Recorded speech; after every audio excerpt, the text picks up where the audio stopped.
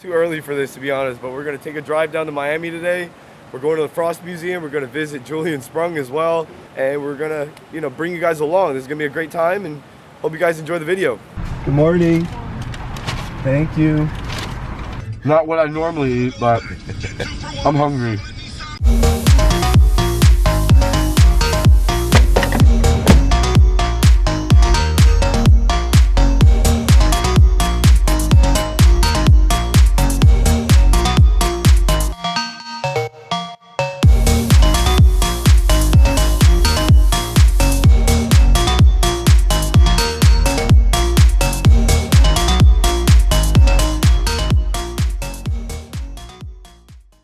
We're at the Frost Museum and we have a special delivery for them. What do we have, Frank?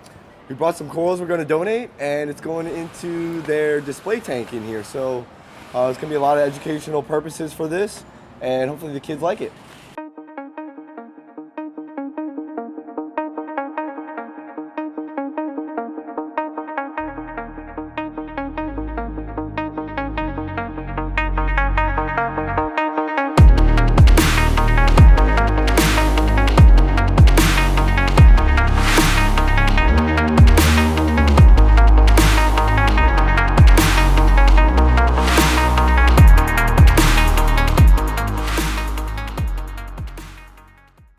Can't get in, but hopefully about running. You want to make a break for it? Who's gonna get the corals? Take the corals and run.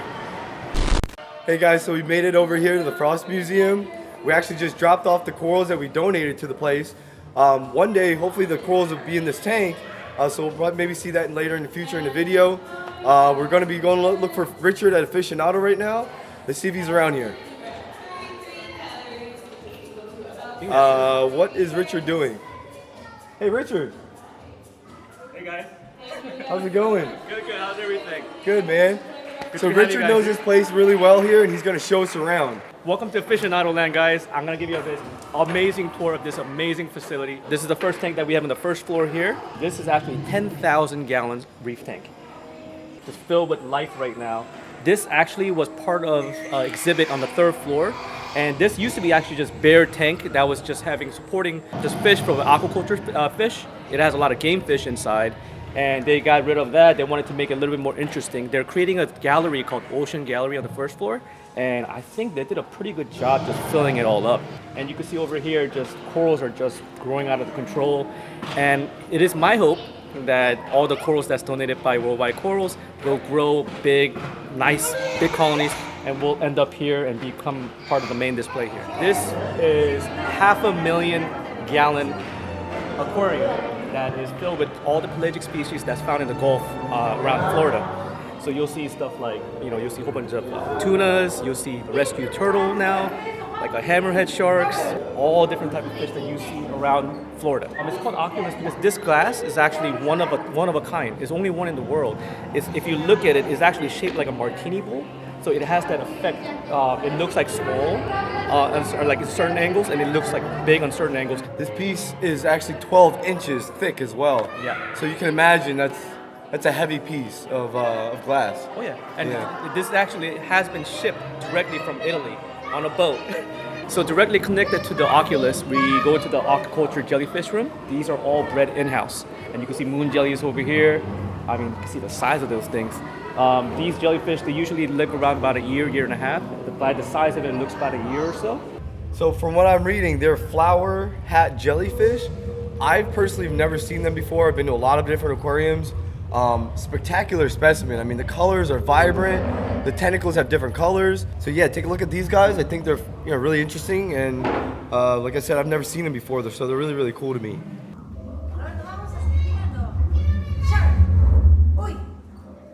In my opinion, this is the crown jewel of this whole museum. Welcome to the third floor, guys.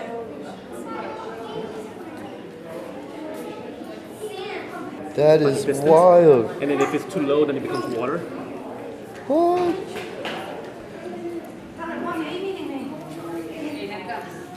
This is fine. Right? But you can see how things are changing, right? Yeah. Okay, so this is what you see in a typical, I guess, Florida reef. Whole bunch of mangroves over here. You can see upside down jellyfish. These are found all native to this land. You can see gobies, you can see blennies, all different type of fish that's found here. Just a natural exhibit displaying what is in the ecosystem down here. So these are all the Caribbean exhibit over here. You can see parrotfish, filefish, everything that's found around in the Caribbean area.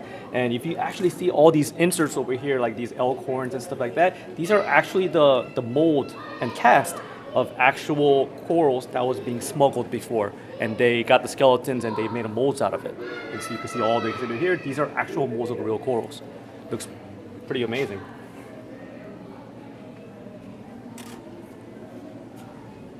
If you actually see it, this is like all the inshore fish. And if you look from the top, there's actually another exhibit that's connected to this. Like you can see a whole bunch of mangrove trees and stuff like that. You'll see tarpons, you'll see, you know, like barracudas in here. All different types of snappers. You see all different types of stuff there. Like French angels over there. Gorgeous, gorgeous. This is everything that Frank's ever caught fishing, right? Majority of them, yeah. He likes the barracudas. And that tarpon. I'll take a tarpon anytime. So he goes diving with jewelry just to catch one.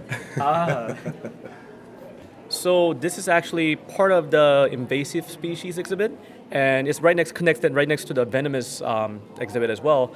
You can see all the Boloton lions right there, and as well as, you know, like yellow tangs, foxface, and you can see a Picasso trigger here somewhere. But all these fish are actually collected from Florida that's not supposed to be here.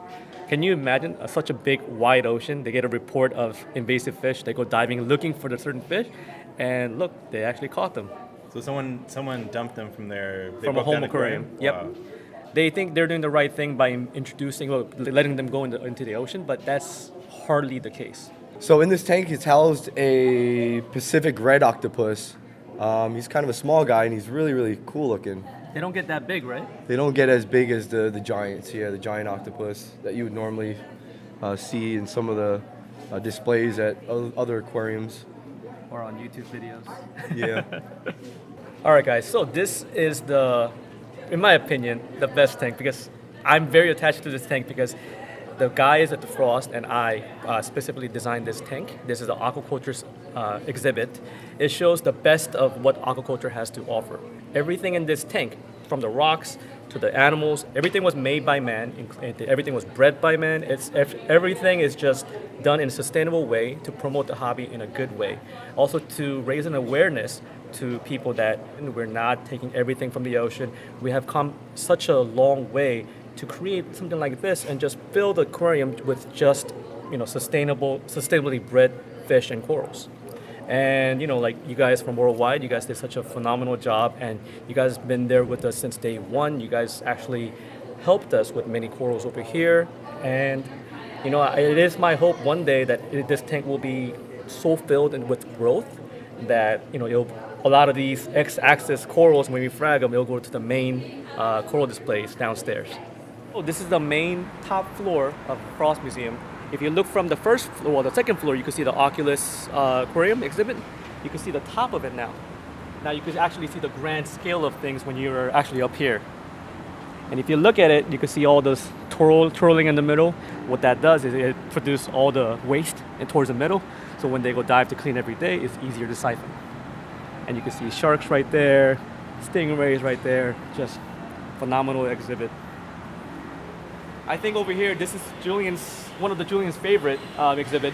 This is actually when you dive in Florida, this is what you see. A whole bunch of gorgonians with the Caribbean fish, as well as a lot of different LPS that's available in Florida. This is like perfect example of how things look like in many different type of gorgs. His favorite. He told me once that only the cool boys have this. SPS is overrated. According to him, I don't know. Richard, I'm really excited. I'm happy that you showed us around. You gave us a tour of the whole place. Saw some really, really cool specimens. Tons of great display tanks. You know, we look forward to the next one with you. Well, thanks for coming, guys. I really appreciate everything that you have done for us and for this exhibit. And like you said before, I'm really looking forward to all the great things that we'll get to accomplish and do in 2020. Thanks, Frank. Yep, anytime. Wait, there's one more surprise, right? What? Where are we gonna go next? We're gonna go visit. Yes, we're gonna go visit the godfather of the reef industry himself. We're gonna go see two little fishies, Julian Sprung. Oh, Julian, we're coming for you. Hope you're ready. Oh yeah.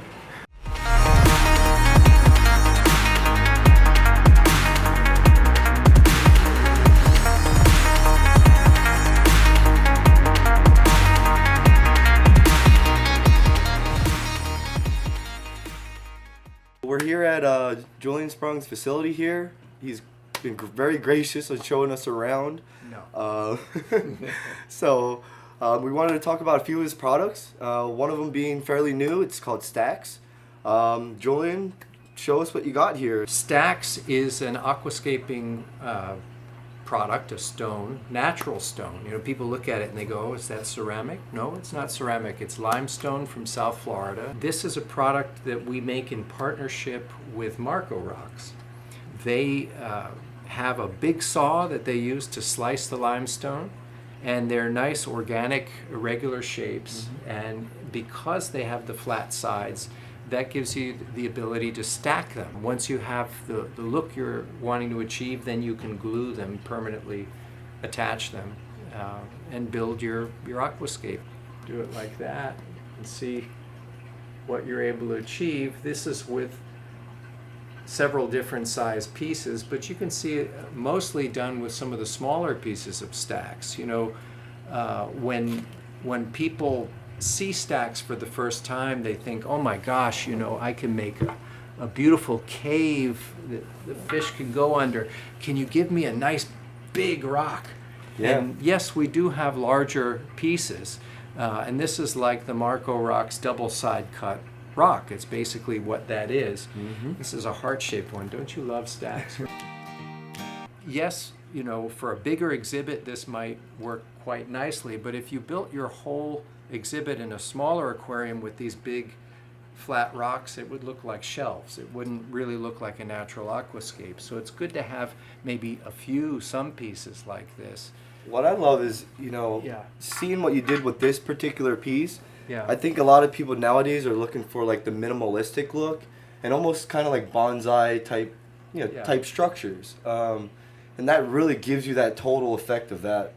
When you attach corals to live rock, natural live rock isn't necessarily going to have the right angle for the coral. So the coral has to grow in its place. What's nice about stacks is everything is facing upward. You know, all these surfaces are flat like that, which is ideal for the coral that's going up toward the light. Exactly. What, you know, some people looking at it might not like is the edges on here, but what's true is when you put coral on there, it grows onto those edges. What I like is to get fragged corals, whether with a plug or without, and just plant them right along the edges, and so then you get a nice look that's more organic, more natural. I would totally agree. And it fills in all of that kind of a detail. This one was glued together with Corafix Pro, which is a cyanoacrylate gel.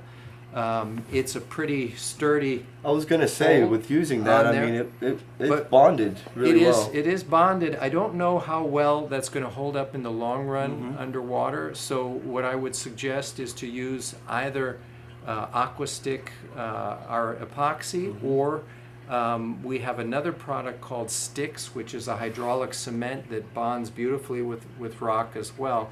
What's nice about the cyanoacrylate is that it allows you to bond the pieces together relatively quickly and easily. You notice here there's some feet that I put there to give myself a nice flat base, how it'll sit like that. We also make a product that we call Little Feet. And there's an example of Little Feet, and they're basically sort of leftovers from stacks. They're broken pieces that are more dense and durable, but they also have the flat surfaces. What's nice about that is you can put these under a coral or a live rock, as many as you need to make a base where the coral or live rock won't roll. It's flat against the bottom of the aquarium. And if you have sand on the bottom of the aquarium, you can get this in under, you know, so the sand covers the feet and you don't even see it. If you don't have sand, then this elevates the rock and the fish can swim underneath it. I was just gonna say that could definitely give a nice little, you know, under where the fish can kind of swim under and make a little protect cave. them so the Yeah. small fish can get away from the big fish. So thank you for giving me the opportunity to demonstrate that, show it, and display it. You know, the stacks is, as you can see, packaged like this as well for the consumer, but it's great to have it loose where you're able to play with it and pick out your own pieces, build your aquascape exactly the way you would imagine it. I mean, what you've done there, you could have people with masking tape have the shape of their tank and just make it all right on that little carpeted area. Yeah, exactly. And they would know exactly what they need to build it at home. I appreciate your time, Julian. Yes. Thanks again. Thank you for showing us around. We look forward to doing more videos with everybody and showing you guys, more things like this and visiting, some of these facilities. We'll catch up with you guys soon, and you'll be seeing us at the next video.